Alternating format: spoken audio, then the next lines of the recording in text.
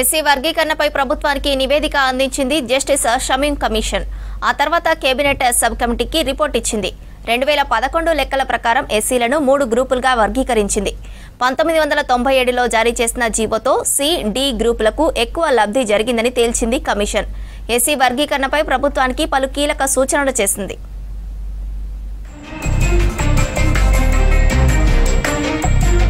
SC వర్గీకరణపై 2 నెలలుగా అధ్యయనం చేసిన one man commission chairman justice Shameem Akhtar ప్రభుత్వానికి నివేదిక ఇచ్చారు. తర్వాత రిపోర్ట్ను ఎస్ఎస్సీ సబ్ కమిటీ చైర్మన్ మంత్రి ఉత్తమ్ కుమార్ రెడ్డి, మెంబర్లు దామోదర రాజనరసింహ, పొన్నం ప్రభాకర్కు SSC welfare principal secretary Sridhar అందించారు.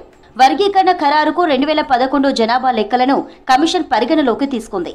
ఎస్సీలను ఏ, బి, సి 3 గ్రూపులుగా వర్గీకరించాలని రాష్ట్ర ప్రభుత్వానికి సిఫార్సు చేసినట్టు తెలిసింది.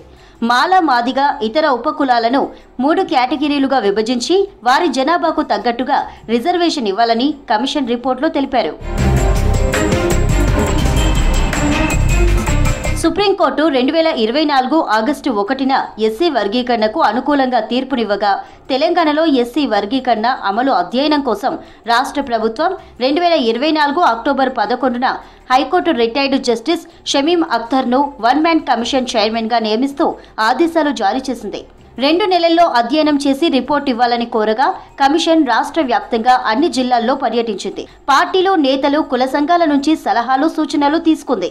అన్ని ప్రభుత్వ శాఖలు, కార్పొరేషన్లలో ఉద్యోగుల వివరాలు తీసుకొని వర్గీకరణపై రిపోర్టు సిద్ధం చేసింది.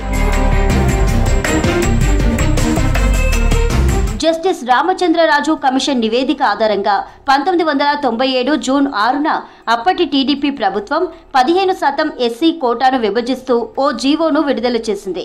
ఏ గ్రూపులో రెల్లి, దాని అనుబంధ కులాలు సహా మొత్తం 12 కులాలను కలుపుతూ వారికి 1% రిజర్వేషన్ ఇచ్చారు. వీటిని అట్టడుగు స్థానంలో ఉన్న కులాలుగా గుర్తించారు. ఇక బి గ్రూపులో మాదిగ, దాని ఉపకులాలు మొత్తం 18 కులాలను చేరుస్తూ వారికి 7% కోటా కేటాయించారు. సి గ్రూప్లో మాల, దాని ఉపకులాలు మొత్తం 25 కులాలను చేరుస్తూ వారికి 6% కోటా ఇచ్చారు.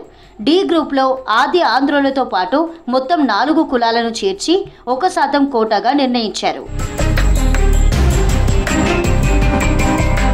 అప్పటి రిజర్వేషన్ల కేటాయింపుల్లో ఏబీ గ్రూపుల కులాలు తక్కువ లబ్ధి పొందాయని, సిడి గ్రూపుల కులాలు తమ జనాభా శాతానికి మించి లబ్ధి పొందాయని కూడా గుర్తించారు. మాల మహానాడు దీనిపై కోర్టుకు వెళ్లింది. ఈ జీవో రాష్ట్ర ప్రభుత్వ అధికార పరిధికి మించిందని, ఇది రాజ్యాంగ విరుద్ధమని హైకోర్టు ప్రకటించింది. ఆర్టికల్ 338 క్లాస్ 9 ప్రకారం ఈ వర్గీకరణ చేయడానికి ముందు ప్రభుత్వం ఎస్సీ ఎస్టీ కమిషన్ను సంప్రదించాల్సి ఉండాల్సిందని కూడా కోర్టు వ్యాఖ్యానించింది. ప్రభుత్వం మాత్రం ఇదే మేజర్ పాలసీ మ్యాటర్ కాదు కాబట్టి అది తప్పనిసరి కాదని వాదించింది. మొత్తానికి వర్గీకరణ ప్రక్రియకు బ్రేక్ పడింది. ఆ తర్వాత 2000 సంవత్సరంలో ఏపీ ప్రభుత్వం ఎస్సీలను వర్గీకరిస్తూ రిజర్వేషన్ల హేతుబద్ధీకరణ అనే చట్టం చేసింది. ఉమ్మడి ఏపీ అసెంబ్లీ ఈ చట్టాన్ని ఏకగ్రీవంగా ఆమోదించింది. రాష్ట్రపతి కేఆర్ నారాయణ్ ఆమోదంతో అమల్లోకి వచ్చిన ఈ చట్టంలో ఎస్సీలను ఏబిసిడి గ్రూపులుగా వర్గీకరిస్తూ వెనుకబాటుతనం జనాభా నిష్పత్తి ప్రకారం ఆ కులాలకు కోటాను నిర్ణయించారు. కానీ 2004 నవంబర్లో సుప్రీంకోర్టు కొట్టివేయడంతో ఈ చట్టానికి మరోసారి చుక్కెదురైంది.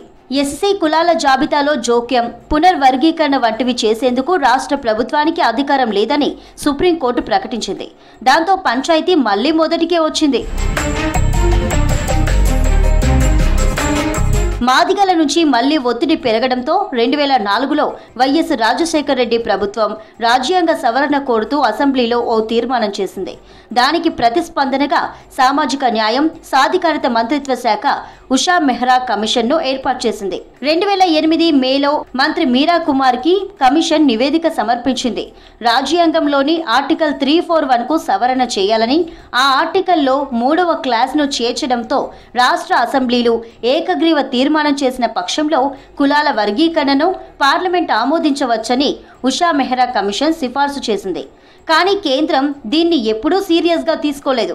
సమస్యను పరిష్కరించేందుకు ప్రయత్నం చేసినట్టుగా కానీ ఎలాంటి దాఖలాలు లేవు.